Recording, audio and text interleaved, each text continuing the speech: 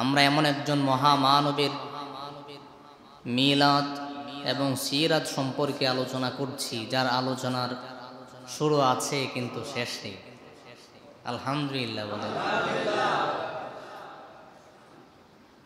যার প্রশংসা আল্লাহ নিজে করেছেন, যার শানে আল্লাহ আয়াত নাজিল করেছেন, যার প্রশংসা, যার আলোচনা আল্লাহ ফেরেশতাদের সঙ্গে করেছেন, সুবহানাল্লাহ। যার উপর দুরূদ আমার আল্লাহ নিজে পাঠ করেন। আরো জোরে আওয়াজ দেয়া বলি।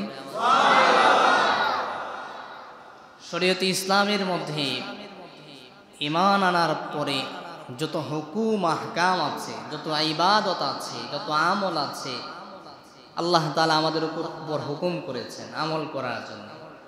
কিন্তু আল্লাহর কি কোনো আমলের প্রয়োজন আছে? কিন্তু আল্লাহ নিজে একটি আমল করেন, সুবহানাল্লাহ। আল্লাহর আমলটি হলো আল্লাহ রাসূলুল্লাহর উপর দুরূদ পাঠ করেন। আল্লাহ রাব্বুল আলামিন বলছেন, ইন্নাল্লাহা ওয়া মালাইকাতাহু ইউসাল্লুনা আলান নাবী ইয়া আইয়ুহাল্লাযীনা আমানু সাল্লু আলাইহি ওয়া সাল্লিমু তাসলিমা। আল্লাহু আকবার।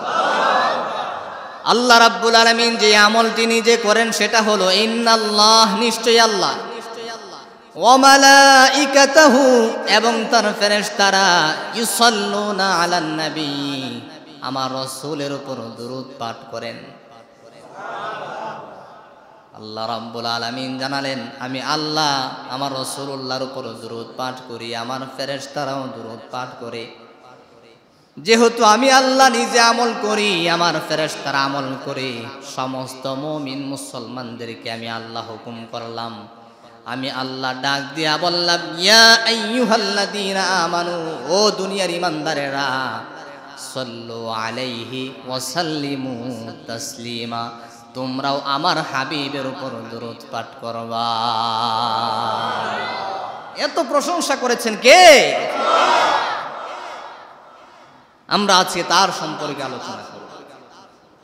আমরা বিগত জুমায় রাসূল সাল্লাল্লাহু আলাইহি ওয়াসাল্লামের মিলাদ সম্পর্কিত কিছু আলোচনা করেছি, ধারণা নিয়েছি। ওনার জন্ম তারিখ, মৃত্যু তারিখ নিয়ে আমরা সংক্ষিপ্ত আলোচনা করেছিলাম। সর্বোপরি রাসূল সাল্লাল্লাহু আলাইহি ওয়াসাল্লামের মিলাদ তথা জন্মটা ছিল আশ্চর্যজনক। সুবহানাল্লাহ বলেন। স্বাভাবিক দুনিয়াতে যত বাচ্চা আগমন করে তাদের সাথে রাসূলুল্লাহর আগমনের কোনো মিল ছিল না। ওনার আগমনটা ছিল অস্বাভাবিক, কারণ একজন মহামানবের আগমন ঘটতেছে। আল্লাহর হাবিব সাল্লাল্লাহু আলাইহি ওয়াসাল্লাম যখন মায়ের গর্ভে আসলেন, পৃথিবীর যত বাচ্চা তার মায়ের গর্ভের মধ্যে আগমন করে, প্রত্যেকটা মায়ের গর্ভের মধ্যে পরিবর্তন দেখা যায়, ঠিক কিনা বলেন? মায়ের গর্ভ, মায়ের পেট একটু উঁচু হয়, বড় হয়, কারণ বোঝা যায় একটা মায়ের পেটে, একটা মানুষের পেটে একটা জীবিত মানুষ আছে। কিন্তু হযরত আমেনা ডাক দিয়া বলে, আমার সন্তান মুহাম্মদ যখন আমার গর্ভে আগমন করে, আমার পেটের মধ্যে কোনো ধরনের পরিবর্তন ঘটে নাই। বাচ্চা যখন মায়ের গর্ভের মধ্যে চলে আসে, বাচ্চা নাড়াচাড়া করে, মায়ের পেটের মধ্যে ব্যথা উঠে, মা খাইতে পারে না, উঠতে পারে না, বসতে পারে না, বমি বমি ভাব চলে আসে, ঠিক কিনা বলেন? হযরত আমেনা ডাক দিয়া বলে, আমার সন্তান যখন আমার গর্ভের মধ্যে আসলো, এমন কোন ধরনের ব্যথা, বমি বমি ভাব আমি আমেনা অনুভব করি নাই। এমন একজন মহানবী, মহামানবের আগমন হয়েছে। এগুলো হলো আগমনের আগের অলৌকিক ঘটনা।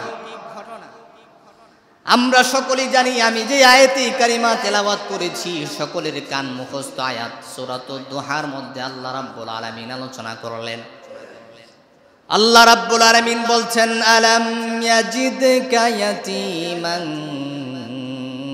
ফাআওয়া। ও নবীজি, আমি আপনাকে ইয়েতিম হিসাবে পেয়েছি। আপনি নিঃস্ব ছিলেন, আপনার বাবা ছিল না। আল্লাহ রাব্বুল আলামিন কেন বললেন? রাব্বুল আলামিন আল্লাহর হাবিবকে নিঃস্ব পেয়ে তাকে পর্যবেক্ষণ করে তার এমন এমন নিয়ামত দান করেছেন, নিঃস্ব ব্যক্তি নাকি আল্লাহ তাআলা পুরা বিশ্ব দান করে দিলেন। রাসূল সাল্লাল্লাহু আলাইহি ওয়াসাল্লামের আগমনের 6 মাস পূর্বে ওনার বাবা ইন্তেকাল করেছেন। বৃহৎ ঘটনা, আমরা ওই দিকে যাব না, শুধু এতটুকু বুঝাতে চাই রাসূল সাল্লাল্লাহু আলাইহি ওয়াসাল্লাম এতিম হিসাবে আগমন করলেন। দুনিয়াতে কোনো বিবির যদি স্বামী মারা যায়, কোনো মহিলার যদি স্বামী মারা যায়, সামাজিক কিছু রীতিনীতি আছে, নিয়ম নীতি আছে, ইদ্যত পালন করতে হয়, সাজ সজ্জা করা যায় না, বাড়ির বাহিরে বেশি বের হওয়া যায় না, ঠিক কিনা বলেন? হযরতে আমেনা তার সন্তান আল্লাহর হাবিবের শানে বলে, আমার মুহাম্মদ যখন আমার গর্ভে আসে, তার গর্ভে থাকা অবস্থায় তার দুনিয়াতে আগমনের 6 মাস পূর্বে আমার স্বামী ইন্তেকাল করলো। আমার স্বামীর ইন্তেকালের পরে এমন এমন বিষয় আমি পর্যবেক্ষণ করলাম। আমি আমেনা যে রাস্তা দিয়ে হেঁটে যাইতাম, ওই রাস্তার মধ্যে সুঘ্রাণ বের হতে থাকতো। আমি আমেনা যদি গোসলখানায় যেতাম, গোসলখানায় যাওয়ার পর গোসল করলে ওই গোসলখানাটা মিশকে আম্বরের মতো সুঘ্রাণ হয়ে যেত। আল্লাহু আকবার। আল্লাহর হাবিব সাল্লাল্লাহু আলাইহি ওয়াসাল্লাম যখন আমার গর্ভের মধ্যে ছিলেন, আমি যখন থুতু নিক্ষেপ করতাম, আমার থুতু মুবারক থেকে মিশকে আম্বরের সুঘ্রাণ বের হতে থাকতো।